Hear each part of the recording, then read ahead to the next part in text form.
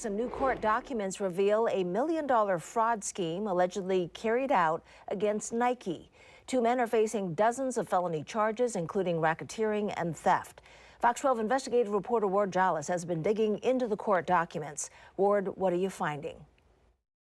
Nike is one of the most recognizable companies on the planet, and according to Washington County prosecutors, two men who worked in its orbit spent more than 2 years stealing from it. John Griffith spent nearly 2 decades working inside Nike in global brand marketing, overseeing music supervision, strategy, and licensing. His friend, Brad Mosier, ran a music licensing company called Good Measure LLC.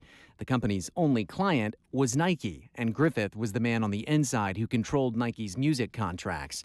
Prosecutors say Griffith used his position inside the company to set inflated prices for Mosier's company to bill Nike.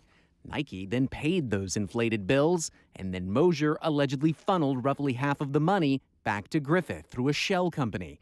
The scheme allegedly ran for more than 2 years, from June of 2020 to December of 2022. And in May of this year, a Washington County grand jury indicted both men. Each is now facing 24 felony counts, including racketeering, aggravated theft, and money laundering. Both were arrested in early June, and both are now out on bail, barred from contact with each other and with Nike. Meantime, Nike is actively seeking full restitution of more than $1 million. Tonight, Mosier's attorney, Chris Haywood, released this statement to Fox 12.